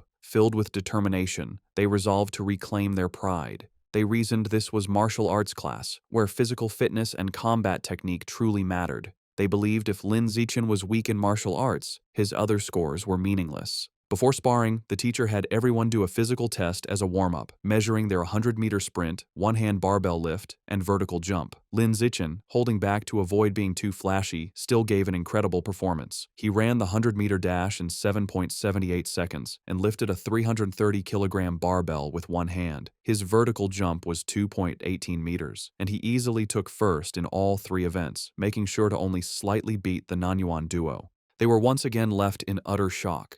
Wang Shuojie couldn't understand how Lin Zichen could be faster, while Lu Gang was baffled by how someone who didn't look muscular could be so strong. Trying to rally, Wang Shuojie reminded Lu Gang that failing the physical test didn't mean they would lose in sparring, as real combat also required technique. They convinced themselves their superior technique gave them a chance. After the test, everyone moved to the dueling area for the sparring matches. Eager to complete his survival of the fittest achievement, Lin Zichen stepped into the ring first. However, after his overwhelming display, no one dared to challenge him. Even Wang Shuojie and Lu Gang held back to observe first. Seeing the stalemate, the teacher intervened. He called out a student named Lu Wei and ordered him to spar with Lin Zichen. The two faced off, but the match was over before it began. To save time, Lin Zichen ended it instantly with a single devastating punch that sent Lu Wei flying. He then speed ran through the rest of his opponents, taking down every student in the class with the same brutal efficiency. Watching this, Wang Shuojie and Lu Gang are left in utter despair. Wang Shuojie realizes with horror that Lin Zichen is far stronger than they imagined and probably wasn't going all out during the physical test. He wonders how anyone could compete with such a monster. Just as their spirits are crushed, Hiyu suddenly leaps into the ring, shouting Lu Gang's name. He points at Lu Gang, declaring he's warmed up and at his peak, and challenges him to a fight. Eager to vent his frustration, Lu Gang readily accepts. He reasons that while he may not be confident against Lin Zichen, he can certainly defeat Hiyu and vows to flatten him in 30 seconds. With a battle cry, Hiyu rushes forward, and the two clash in a fast exchange of blows. However, the fight is decided by the clear gap in their power. Lu Gang easily catches Hiyu's kick, uses his superior strength to swing him around, and then hurls him out of the ring. Hiyu crashes hard, defeated and vomiting. Standing victoriously, Lu Gang looks down at his defeated classmate. He offers a backhanded compliment, acknowledging Hiyu's physical technique is the best in their class, but smugly concluding that he is still better. After his victory, Lu Gang turns to see Lin Zichen approaching. Lin Zichen calmly issues a challenge for them to spar. Internally, he sees this as a perfect chance to make progress on his achievement quest. Fresh off his win and brimming with confidence, Lu Gang smirks and accepts, declaring he is not afraid. Lu Gang immediately goes on the offensive with a powerful punch. However, the gap in their abilities is apparent. Lin Zichen moves with blinding speed, effortlessly dodging the attack and leaving afterimages. Before Lu Gang can register what happened, Lin Zichen counters with a swift kick. The powerful blow connects squarely with Lu Gang's back, and he is sent flying out of the ring, defeated in a single blow. With both Nanyuan duo members utterly defeated, the other students begin to taunt the last one standing. They shout at Wang Shuojie, asking if he's going to avenge his fallen bro, and telling him the pride of Nanyuan now rests entirely on his shoulders. They jeer, telling him not to chicken out. Annoyed, Wang Shuojie snaps at the crowd to shut up, claiming he was already planning to fight. He rushes into the ring to face Lin Zichen. As he stands before his overwhelmingly powerful opponent, he steels his resolve, telling himself that what is meant to come will come, and he must find a way to defeat him. Determined to win, Wang Shuojie shouts that he's going all out and rushes at Lin Zichen with a furious attack. However, his effort is futile. Lin Zichen effortlessly stops the punch with one hand and counters with a single devastating blow that sends Wang Shuojie flying upside down. He crashes hard onto the gym floor, knocked out and foaming at the mouth, defeated as easily as everyone else. With the Nanyuan duo taken care of, Lin Zishan proceeds to systematically take down the rest of the boys in the class one after another with the same effortless efficiency. After defeating all the male students, he checks his system. He notes that according to the survival of the fittest achievement rules, defeating the same person multiple times only counts once. This means his only remaining opponents in the class are the girls.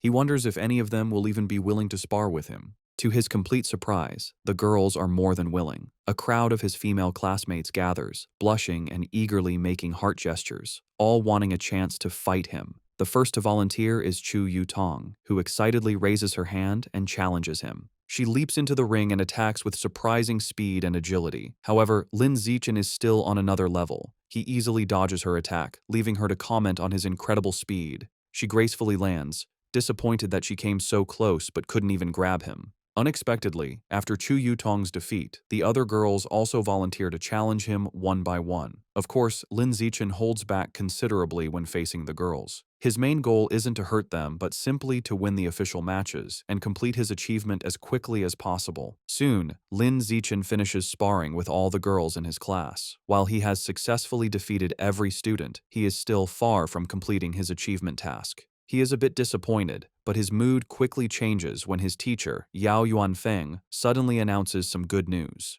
The teacher praises the class and tells them that as elite students, they must learn to challenge those above them. He then announces that in 1 month, their class will challenge the strongest regular class in the second year, and he expects them to be ready. Lin Zichen, who was just feeling frustrated about the lack of opponents to speed up his survival of the fittest achievement, is overjoyed. A new match has been delivered right to his door, a true blessing. After the teacher dismisses the class, a newly humbled Lu Gang approaches Lin Zichen. He admits he had underestimated the school and declares that from now on, he will consider Lin Zichen his rival for the next 3 years. Lin Zichen realizes that with the teacher's plan to constantly challenge other classes, completing his achievement within a year might not be impossible. Wang Shuojie also confronts him, vowing to wash away the humiliation of his defeat before they graduate. Lin Zichen, however, is more focused on the practical benefits. He calculates that he has earned over 3,000 yuan from the exam prizes alone. This excites him, as he can now use this money to buy more beast meat. He clenches his fist, completely ignoring the non-yuan duo, who are left fuming at his arrogant dismissal.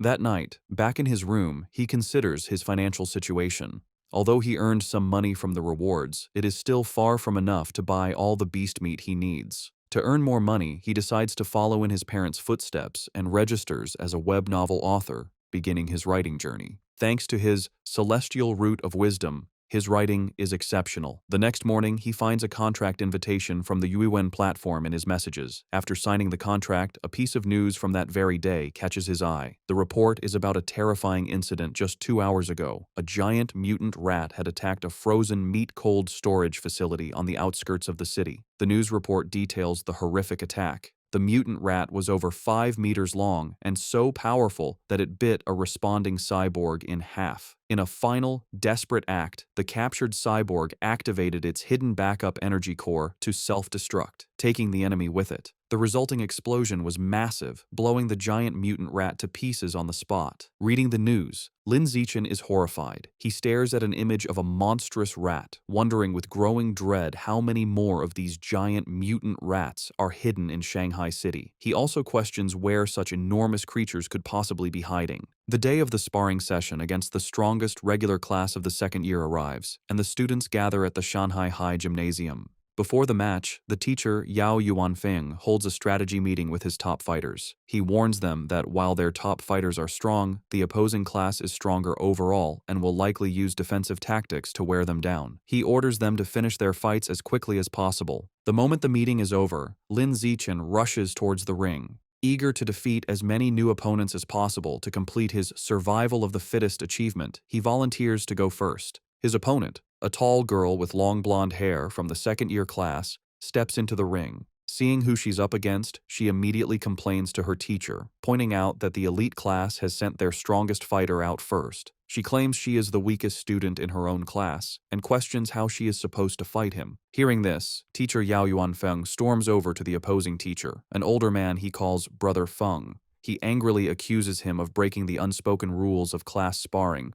which dictate that the weakest students should fight first. He demands to know why the other teacher sent his strongest student to fight in the first match. To settle the dispute, Teacher Yao orders Lin Zichen down from the stage, telling him he can go later and to let the weaker students go first. Lin Zichen reluctantly agrees and steps down. The teacher then points to Zhong Yijia and tells her to go first, but she is caught off guard and protests that she isn't ready. Seeing an opportunity, Shen Qinghan steps forward. She volunteers to fight, telling Teacher Yao that since she is the weakest, she should be the one to go first. Shen Qinghan nervously enters the ring to face the tall blonde girl, clearly intimidated.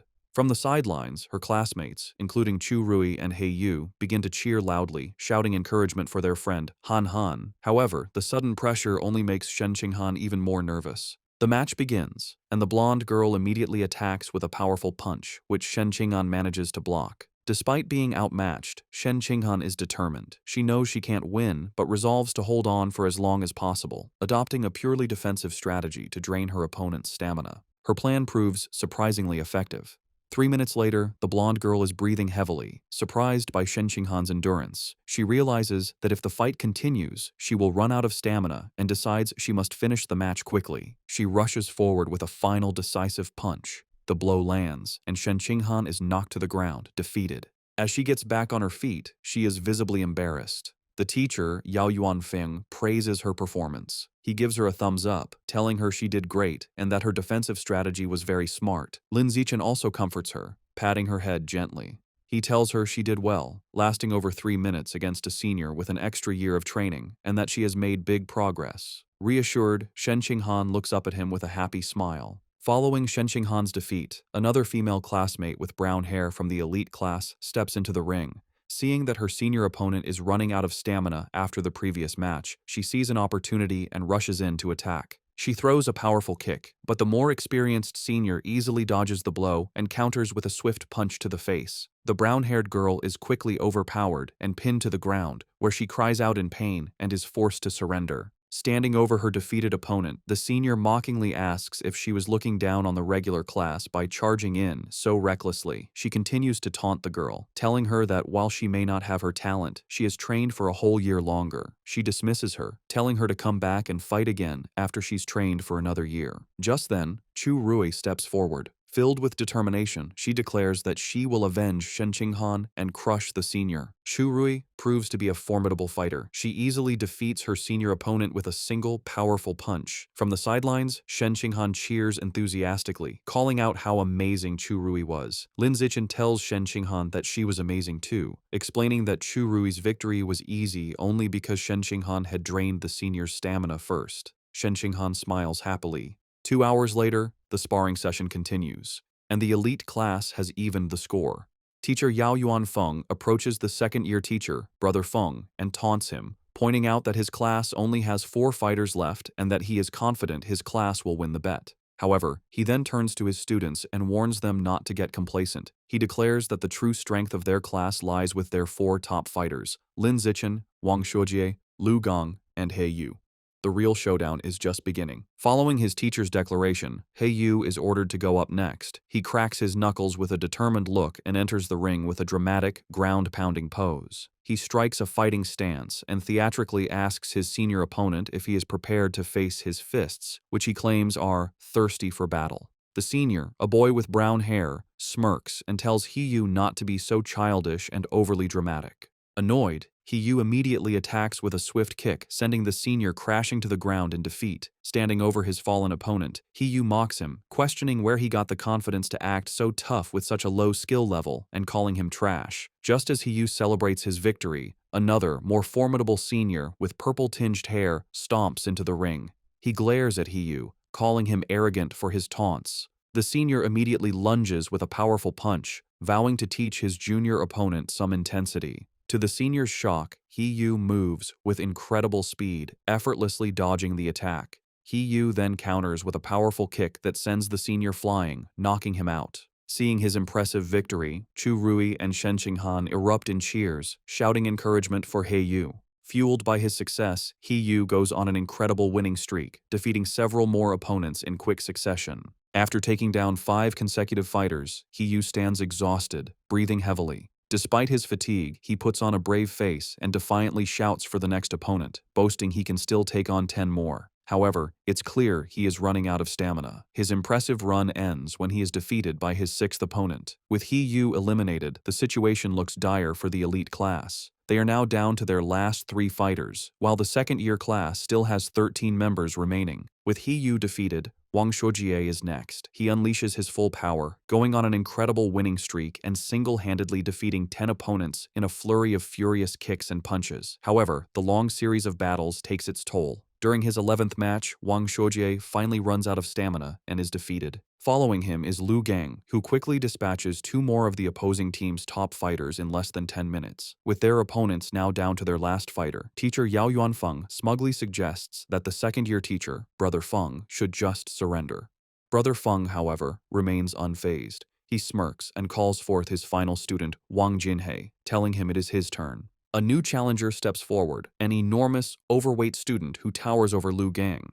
Despite his opponent's intimidating size, Lu Gang is not impressed. Dismissing him as just a slightly larger fatty, he rushes into attack, confident he can beat him. He lands a powerful punch on Wang Jinhei's massive belly, but to his shock, the blow has no effect. He feels as if he just punched solid rubber. He tries again, unleashing a rapid barrage of punches, but all his attacks are harmlessly absorbed by his opponent's thick layer of fat. Soon, Lu Gang is left panting and exhausted, realizing his attacks are useless. His opponent, who has not moved an inch, looks down at him with a calm expression. He asks if Lu Gang is finished, because now it is his turn. Before Lu Gang can react, Wang Jinhei grabs him by the neck with incredible strength. With a single, effortless motion, he throws Lu Gang out of the ring, securing the victory and leaving the elite class with only 1 fighter remaining. Stunned by such a powerful fighter, teacher Yao Yuanfeng exclaims that he doesn't remember the second-year class having such a strong student. The opposing teacher, Brother Feng, smirks and explains that Wang Jinhei is a new transfer student who just arrived this semester. He then smugly reminds teacher Yao about their bet, telling him it looks like he is going to lose and will have to buy dinner for the entire opposing class. Realizing he has been tricked by his rival's secret weapon, teacher Yao clenches his fist in frustration, worried that not even Lin Zichen can defeat this monster. Despite his doubts, he puts on a brave face for his last student. He places a hand on Lin Zichen's shoulder and tells him it's his turn, encouraging him to just do his best and not worry too much about winning, as the experience will be valuable. Lin Zichen simply smiles and reassures his teacher that he will win, leaving the man speechless. As Lin Zichen steps into the ring, Wang Jinhei looks down at him, unimpressed. He dismisses his opponent as looking rather weak to be his class's final ace.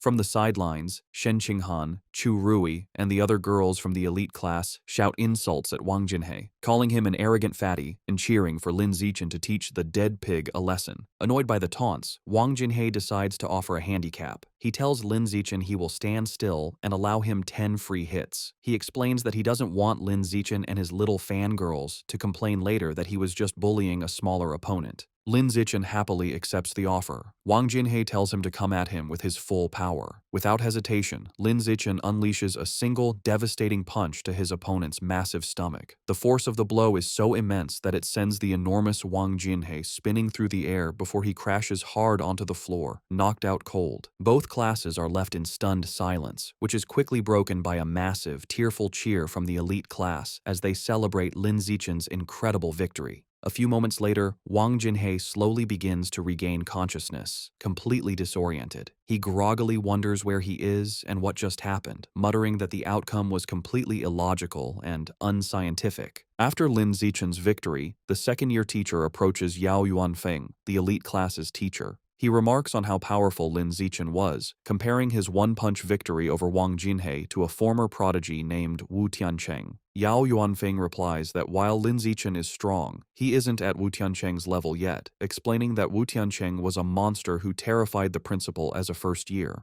Overhearing the name, Lin Zichen walks over and asks his teachers who Wu Tiancheng is. Yao Yuanfeng excitedly explains that Wu Tiancheng was a legendary student from a few years ago. As a first year, he single-handedly defeated the entire third-year elite class, shocking the school leaders. The teacher continues by listing Wu Tiancheng's incredible stats as a first year, a 100-meter dash in 6.12 seconds, a 3.96-meter vertical jump, and a 650-kilogram one-handed barbell lift. He asks Lin Zichen if he is impressed. Lin Zichen smiles nervously and admits he is a little impressed. However, he internally thinks Wu Tiancheng's feats were only on par with the strength he possessed during his 6th grade summer vacation. That night, the class celebrates their victory at a restaurant. Teacher Yao Yuanfeng holds up a soda for a toast. He joyfully announces that because Lin Zichen secured their win, the second-year teacher had to honor their bet and pay for everyone's feast. The entire class raises their glasses, cheering for Lin Zichen's performance. During dinner, Lin Zichen is surrounded by his classmates, including He Yu and Chu Rui, now famous in school. They are all eager to know his training secrets and add him on WeChat. Lin Zichen finds this new attention a bit strange. Amidst the chaos, he observes that Shen Qinghan hasn't changed. Worried he won't be able to eat, she quietly puts food on his plate. During the celebration, Shen Qinghan suddenly gets a shocked expression.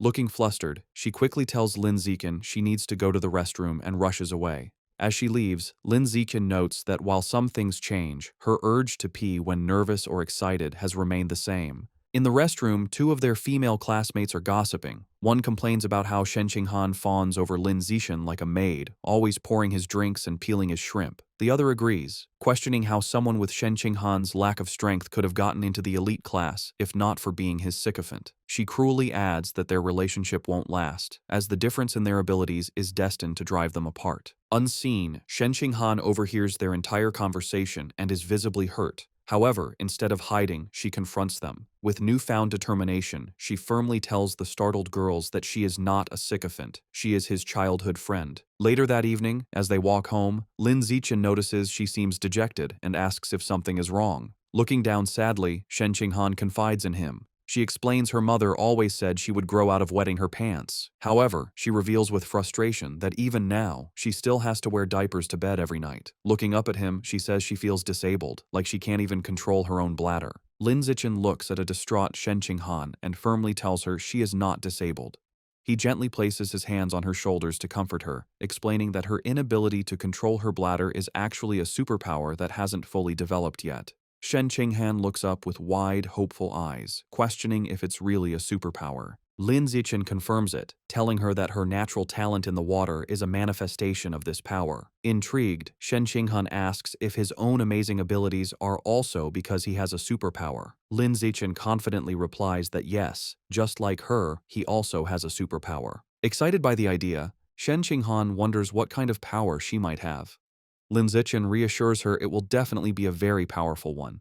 However, their path is blocked. A special team in protective gear is cordoning off a building, and an officer with a megaphone instructs the public to stay back while they exterminate rats. Their attention is drawn to the chaos inside. A man in an apron frantically swings a broom at a swarm of large rats, trying to fend off the exterminators. He screams at the officers to stop, pleading with them not to kill his brothers. His face twists in agony and rage as he continues to scream. Consumed by fury, the man charges at the officers, yelling that he will fight them to the death. Watching the scene, Shen Qinghan asks Lin Zichen if the man has gone crazy. Lin Zichen agrees, suggesting he might be mentally ill, though he finds the situation pitiful. He tells her that's just how some people are and that they should go home. Later that night, at Lin Zichen's house, he and his parents are watching a troubling news report. The anchor announces that a young female teacher went missing last week and is still not found. His mother, Zhang Wangshan, expresses her alarm, noting this is the 4th young woman to disappear this month. His father, Lin Yansheng, corrects her, stating it is the 5th. The report continues, showing photos of the missing women, all young and attractive. It issues a public warning for young women to avoid going out alone at night. Worried, Zhang Wangshan tells her son he must not let Shen Qinghan go anywhere by herself. Lin Zichen smiles and promises to look after her. Meanwhile, at a public security office in Shanghai City, the man from the market has been taken into custody. A doctor in a lab coat is speaking with a police officer. The officer asks for the doctor's opinion, wondering if the man is mentally ill. The doctor replies he isn't certain, explaining that he has tried to communicate with the suspect, but the man has remained completely silent. The officer finds this strange, saying the man was screaming non-stop at the market earlier. Suddenly, the officer's eyes widen with a terrifying realization. Both he and the doctor whip their heads around to look at the man, who is now hunched over, surrounded by a dark, menacing aura. Before their horrified eyes, the man begins to transform, mutating into a monstrous, giant, aberrant rat. As the creature grows, the terrified officer screams into his radio, frantically calling for backup and requesting a cyborg team, yelling that the person in the interrogation room is turning into a giant, aberrant beast.